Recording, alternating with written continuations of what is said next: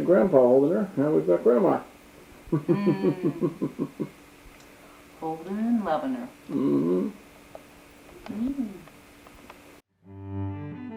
My grandmother was really, really good at being a grandmother. The type that buys you every flavor of Girl Scout cookies, 3 boxes of each kind, enough to last you until the next year. She was the grandmother that took me to AC Moore to pick out a craft project every week. She was the grandmother that followed me out to her backyard to pick basil to teach me how to make pesto. I can still remember standing in front of her on a little step stool in the corner of her kitchen counter, adding things into the blender, tasting it, and always agreeing that it needed more cheese. She would pick my brother, sister, and me up from school every Thursday in her light blue 1984 Lincoln Town Car, which she referred to as the boat. It was an enormous car and had a deep, loud horn, which is where the nickname came from. There was always a tube of original scented chapstick behind the passenger seat chair. While the ride back to Winfield Drive was often a peaceful one, with classical music and big, soft seats, once in a while someone on the road would piss her off, and the sound of that boat horn would shock all the nearby drivers and scare the hell out of the 3 of us in the back seat. Thursdays at her house were the highlight of our week. When I was young, we would go up to the craft room in Uncle Peter's old bedroom, and she would teach me how to knit or give me access to all of her rubber stamps and ink pads. She had a big container of cashews that we would pop into our mouths all afternoon. This day of the week was better than the start of the weekend or any pizza day at school.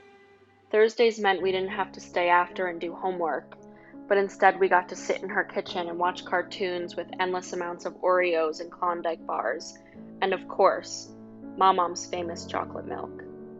The recipe was simple, consistent, and effective every single time. Start with a glass half full of Hershey's chocolate syrup and top the rest off with cold, creamy whole milk. Stir and enjoy. Enjoy we did. After a few glasses of Mom's chocolate milk and way too many Oreos, we were buzzed. But it didn't end there. After she made 3 glasses of chocolate milk, we would sit in our chairs and she would turn to us and say, "Open up, little birdies." Yeah, you know where this is going.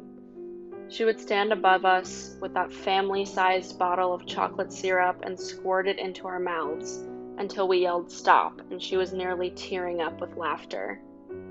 Every Thursday was like our birthday and we couldn't get enough. Those evenings at home after all that sugar were chaotic. My dad would always turn to my mom and say, "Why are they acting so crazy?" And then he would stop, and she would look at him, and he would look at her and say, "Oh right, it's Thursday. They were at your mom's." The memories that my grandmother and I made together later became known as the book that we were writing together. Later in my life, the chapters in our book became the day I graduated high school, my first day of college, second year of college, birthdays, new semesters, new boyfriends, and more. Each first day of school, I would get a text from Nana. Chapter 2 of our book. Good luck on your first day of school. Let me know how it goes, and send me lots of pictures. If you knew my grandmother, you knew how much she loved to receive pictures or phone calls from her grandchildren. There was nothing she loved more than a call from one of us on her birthday, or a picture of what I made for dinner at school. Our text consisted of a constant stream of images I would send her, of exhibitions at museums, and her sending back Facebook links to microwavable college dorm room recipes in a mug. We loved so much sharing our lives with each other. I sent her pictures of the dinners I made, and the trips I took to MoMA, or the shopping excursions that I spent way too much money on. She loved it. She loved every picture. I could never send her too many or too little, and I always knew that when my name popped up on her phone, she would grab her reading glasses from around her neck, set them low on the bridge of her nose, and zoom in on every single pixel of the pictures that I sent her. Often I would get a text from her while I was away that said, "Juliet, it's Thursday, and guess what? I miss you." While she was great at keeping up with technology, her love for the newspaper never failed her, or us. Every Sunday dinner we had together, she brought over her bottle of Chardonnay, cracked black pepper potato chips, and lots of newspaper clippings. Something from the fashion section for Fiona, the sports section for Cameron, New York Times best-selling books for Dad, lifestyle for Mom, and the arts section for me.